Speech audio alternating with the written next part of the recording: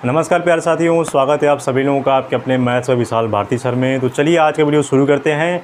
और पिछले क्लास में हम लोगों ने कुछ क्वेश्चन यहाँ पर होमवर्क मैंने आपको दिया था जो प्रीवियस ईयर में पूछा गया था और आज उसी को हम लोग सॉल्व करेंगे। तो चलिए शुरू करते हैं। क्या अब यहाँ पर प्यारे साथियों आप देख रहे हो कि ये बोर्ड पर मैंने सारे क्वेश्चन लिखे हुए हैं।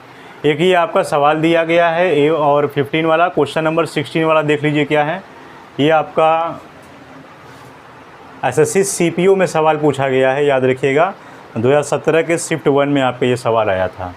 और ये क्वेश्चन नंबर 16 आपका एसएससी सीपीओ 2022 में शिफ्ट 1 में आपका सवाल आ गया था। और यह आपका क्वेश्चन नंबर 17 जो कि परसेंटेज में सवाल पूछा गया है, और यह आपका 2020 में शिफ्ट 2 में ये आपका सवाल आया हुआ है। तो इस प्रकार के क्वेश्चन को हम कैसे सॉल्व करेंगे, वो भी डिजिटल सम के थ्रू लगाकर चुटकियों में। तो चलिए देखिए बोर्ड पर कैसे सॉल्व करना है। काउंट करिए, ये आप यहाँ पर 4 और 1 5 हो गया, तो 4 और 1 5, ठीक है। तो ये आपका 5 हो गया। फिर यहाँ से 9 और 9 ख़त्म हो जाएगा और ये बचेगा 8। 8 अट्ठे का इसका स्क्वायर कर दीजिए, ये 5 हो जाएगा। तो 5 का स्क्वायर कितना हो जाएगा 25, और 25 में 5 2 और 7 हो जाएगा। ये 8 अट्ठे 64, 64 मतलब 6 4 10, मतलब ये 1 हो जाएगा इसमें। यानी ये 7 - 1 = यक्स हमें निकालना है। तो 7 - 1 = 6 बराबर होना चाहिए, यानी यक्स का मान हमारा 6 आना चाहिए। अब ऑप्शन में देख लीजिए किस में 6 आया हुआ है। तो यहाँ पर 2 3 4 5 ये नहीं होगा, 2 2 4 2 6 ऑप्शन बी आपका सही है, ठीक है, क्योंकि यहाँ से आपका 6 आ जाएगा इसमें। इस प्रकार इसको सॉल्व कर लीजिए। ठीक, अब देखिए यहाँ पर इस वाले क्वेश्चन को ऐसे सॉल्व करेंगे। इसको भी वैसे ही निकाल दीजिए। यहाँ पर 8 और 1 9 ख़त्म हो जाएगा, 1 का स्क्वायर करेंगे तो 1 आ जाएगा। 9 ख़त्म हो जाएगा, 1 और 1 यहाँ पर हो जाएगा 2, तो यहाँ पर 2 लिख दीजिए। फिर यहाँ पर 7 2 9 ख़त्म, इसको हटा दीजिए पूरा, ठीक है। या इसको 0 भी लिख सकते हो या 9 भी लिख सकते हो, ठीक है। यहाँ पर उसका कोई मतलब है नहीं। तो जब यहाँ 9 हो जाएगा तो 9 का गुणा किसी में भी करोगे तो वो वही नंबर आएगा। फिर यहाँ पर 5 2 7 हो जाएगा, इसको करोगे तो 2 3 4 हो जाएगा। ये 2 3 4 हो जाएगा। 1 0 1 2 रिपीट हुआ है क्या क्वेश्चन में? 1 0 1 7 1 0 1 5, ये एक ही बार रहेगा, एक ही बार रहेगा। ये ऐसे रहेगा। 1 0 1 6 गुणे 1 0 1 1, ठीक है, ये ऐसे है। अब इसको सॉल्व कर दिए। 6 2 8 ये हो जाएगा। फिर 1 2 3, इसमें ये 3 हो जाएगा। फिर इसको आप सॉल्व करिए। ये यहाँ पर लिख दीजिए 1, ये हो जाएगा माइनस, ये हो जाएगा 2 गुणे 9 हो जाएगा। फिर प्लस 7 गुणे 4 हो जाएगा। फिर माइनस 8 गुणे 3 हो जाएगा, ठीक है। अब इसको सॉल्व करिए यहाँ पर। अब यहाँ पर 9 को हम लोग 0 मान लेते हैं, या 9 भी रखोगे तो भी वही 9 ही आएगा। तो 1 माइनस ये पूरा 0 हो जाएगा, तो इसको हटा दीजिए आप, ये ख़त्म पूरा, इसको हटाइए। फिर हो जाएगा यहाँ पर 7 चौक 28 है। 28 में 28 का मतलब 8 2 10, मतलब ये 1 हो गया। माइनस 8 त्रिक 24, 24 में क्या हो जाएगा 4 2 6 हो जाएगा। तो ये ऐसे हो जाएगा। फिर इसको सॉल्व करिए। 1 + 1 2 - 6 = कितना हो जाएगा? 2 में से 4 जाएगा, 2 में से 6 जाएगा, -4 बचेगा। तो यहाँ से जब भी माइनस में आंसर आता है तो मैंने क्या बताया था, इसमें +9 ऐड कर दीजिए। इसमें +9 ऐड कर देंगे तो 9 में से 4 जाएगा, आपका 5 बचेगा यहाँ से। तो यानी जो ऑप्शन में 5 होगा वही सही होगा, यानी ऑप्शन नंबर डी क्या है आपका सही है, ठीक है। इसको नोट कर लीजिए। अब इस सवाल को देखिए, आपका एसएससी CHSL 18/3/2020 में सवाल पूछा गया है। तो उसको कैसे करेंगे, हमें x निकालना है यहाँ से। तो यहाँ पर 30% को हटाइए आप यहाँ से ये 3 हो जाएगा, यहाँ से ये 4 हो जाएगा, ये 7 हो जाएगा, ये 7 हो जाएगा, और ये है 6 3 9 ख़त्म, ये 5 हो जाएगा। तो अब इसको सॉल्व करिए। हो जाएगा 3 गुणे 4 3 गुणे 4 प्लस x गुणे 7 बराबर 7 गुणे 5। इसी को सॉल्व करना है। 3 गुणे 4 प्लस x प्लस 7, तो ये हो जाएगा 4 3 12, 12 का मतलब ये हो जाएगा 3, ठीक है। इसको करेंगे तो, और प्लस ये हो जाएगा 7x बराबर 7 बचे 35, 35 का मतलब 5 3 8, इसमें 8 हो जाएगा। तो इसको सॉल्व कर दीजिए। ये हो जाएगा 7x = 8 - 3 हो जाएगा 5, मतलब यहाँ से आएगा x = 5/7। तो 5/7 आ गया, तो नीचे देखिए 7 आया है। तो 7 का नियम क्या कहता है कि हम जब भी नीचे, जब यहाँ पर डिनोमिनेटर में 7 आता है तो ऊपर नीचे क्या कर देंगे, 4 का मल्टीप्लाई कर देंगे। तो यहाँ पर 4 का मल्टीप्लाई कर दीजिए, ये हो जाएगा ऊपर 20 हो जाएगा और ऊपर यहाँ पर 28 का मतलब ये 2/1 हो जाएगा। यानी आंसर में 2 आना चाहिए, यानी जो आंसर 2 होगा वो सही होगा। यानी ऑप्शन क्या है, ए वाला आपका सही है, ठीक है। इसके बाद देखिए क्वेश्चन क्या है, तो कैसे लगाएंगे। यहाँ पर 9 देखिए दिया गया, 9 को पहले ही हटा दीजिए। 13×3 = 39 और 39 2 41 हो जाएगा, तो 41/3 हो जाएगा। इसको परसेंटेज में जैसे लिखा है भी रहने दीजिए, यहाँ पर इसको भी हटा दीजिए। गुणे हो जाएगा, ये आपका 3 और 3 कितना हो जाएगा 6, और प्लस ये आपका हो जाएगा 5 2 7, फिर गुणे 8 और 1 9 ख़त्म हो जाएगा, बचेगा 4 बराबर ये हो जाएगा 4, ठीक है। यहाँ से ये आपका हो जाएगा। तो अब इसको सॉल्व करिए। 3 से यहाँ पर करिए तो 2 बार में कट हो जाएगा, और 2 1 कम 2, 2 चौका 8, 2 चौका 8 मतलब 8 और 2 कितना हो गया 10 का मतलब 1 हो जाएगा, प्लस 7 चौका 28, 28 का मतलब 8 2 10 मतलब 1 बराबर 4, और 1 और 1 की मिल कितना हो गया। यहाँ पर ऑफ पूछा गया है, क्वेश्चन मार्क लगा दीजिए, तो ये x है, ठीक है। और ये हो जाएगा 2 बराबर 4x, यानी x बराबर हो जाएगा 2/4। तो जब नीचे 4 दिया गया होता है तो क्या करते हैं, ऊपर नीचे 7 का गुणा कर दीजिए, ये हो जाएगा 14 और ये 28 का मतलब 2, ये आ जाएगा 5, ठीक है। नीचे तो 1 है, उसका कोई मतलब नहीं है। तो जिस ऑप्शन में 5 होगा वो सही होगा। ये जो 6 2 8 5 13 ये नहीं होगा, 6 2 8 और 1 9 5 14 ये हो जाएगा बी वाला। 14 में 4 और 1 5 जोड़ेंगे तो आ जाएगा। तो यहाँ से ऑप्शन नंबर बी जो है वो आपका सही हो जाएगा, ठीक है। चेक कर लीजिए, सही है ना। 6 5 11 12 13 14 4 1 5, ठीक, बी वाला सही है। अब इसके बाद क्वेश्चन देखिए क्या है। अब ऐसे सवाल को देखिए, बहुत ही प्यारा सवाल पूछा गया है, और इस प्रकार एक क्वेश्चन को कैसे सॉल्व करेंगे, बहुत ही आसान है। यहाँ पर 2 और 1 3 हो जाएगा। तो जब यहाँ पर a का मान 3 हो गया तो यहाँ पर 3 रख दीजिए आप, तो ये हो जाएगा 3 इन ब्रैकेट, यहाँ पर हो जाएगा 3 का स्क्वायर माइनस 3 गुणे 3 अब प्लस 3, सॉल्व कर दीजिए। 3 ये हो जाएगा 9 माइनस 9 प्लस 3। अब जब 3 का गुणा, ये तो पहले ही 0 हो जाएगा, ख़त्म ये हो जाएगा। 3 का गुणा 3 में करेंगे तो 9 आ जाएगा, मतलब या तो 9 हो या तो 0 हो, तो वो आंसर वही आपका होगा। तो इस ऑप्शन में जो आपका 9 या 0 आ जाए वही आपका आंसर है। चेक कर लीजिए क्या है। 3 2 5 3 8 और 1 9, यानी ऑप्शन नंबर ए वाला ही आपका सही है। इस प्रकार आपको करना है, बाकी ऑप्शन आपको देखना ही नहीं है क्योंकि टाइम ही आपके पास नहीं है देखने का। तो बस यहीं पर लगा दीजिए, आपका हो जाएगा, ठीक है। इसके बाद सवाल देखिए क्या है। देखिए ये सवाल आपका पूछा गया है एसएससी सीजीएल मेंस में, ये सवाल पूछा गया है। डिजिटल सम लगाकर आप कुछ सेकंड में इसको आप हल कर दोगे। यहाँ p बराबर 99 दिया गया है और इसमें यहाँ पर इसका मान पूछा गया है।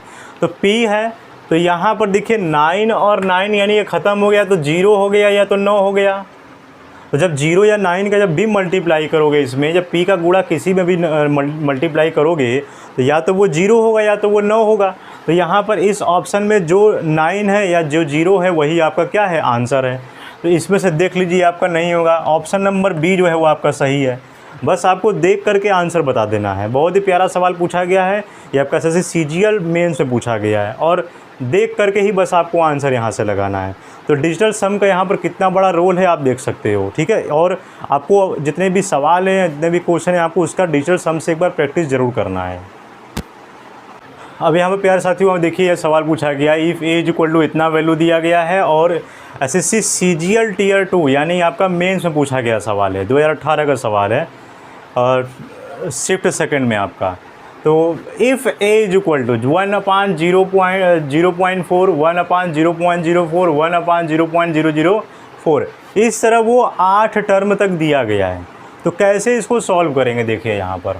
तो पहले तो इसको आप मान लीजिए क्या है, ये आपका है 4, ये भी 4, ये भी 4, तो टोटल कितना दिया गया है, वो टोटल आपका 8 तक दिया गया है। तो कितना हो जाएगा 4 + 4।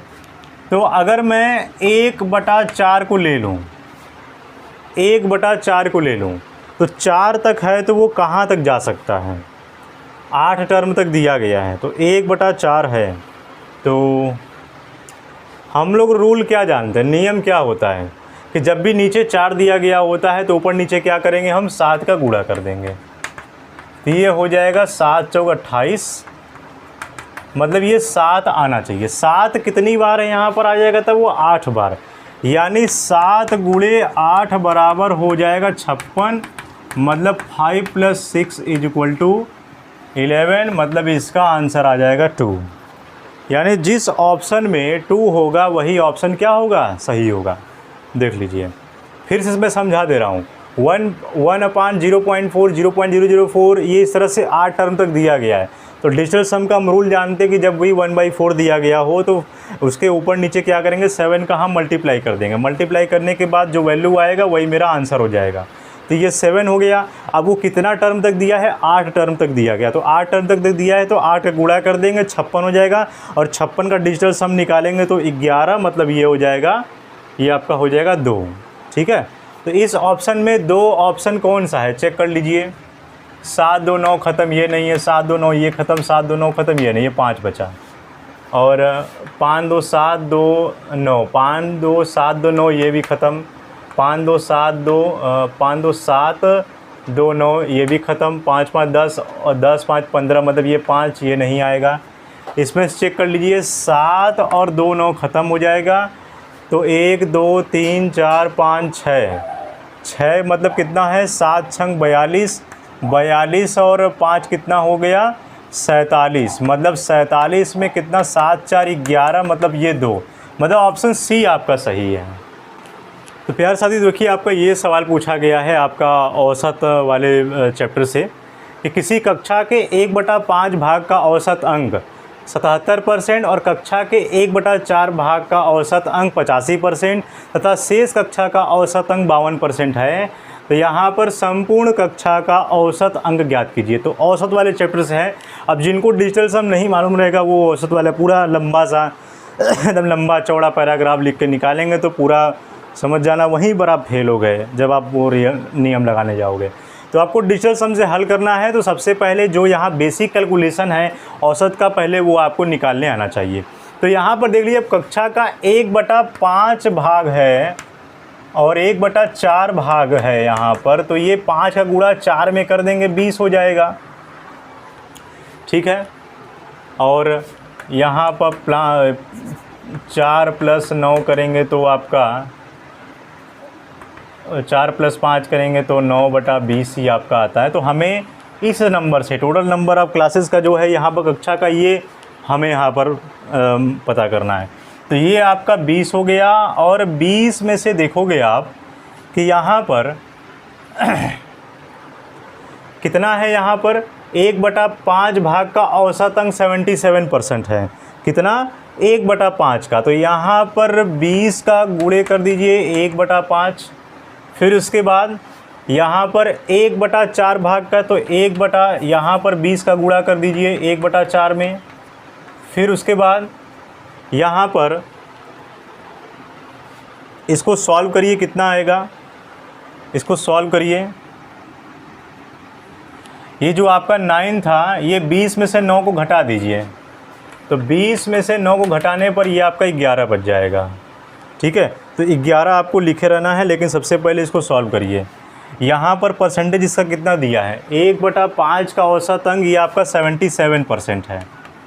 ठीक है, ये 5 चौके 20, ये आपका 4 आ गया, 4 पंजे 20, और 1/4 का कितना परसेंट है, 85%। ठीक, और शेष औसत अंक का यहाँ 52% लिखा हुआ है। कितना, 52% इसका दिया है। तो वहाँ पर इसका वैल्यू 11 दिया गया है। तो अब इसको सॉल्व कर दीजिए यहाँ पर इस तरह से, 4 का गुणा 77 में कर दीजिए। थोड़ा से साफ साफ लिख दे रहे हैं हम।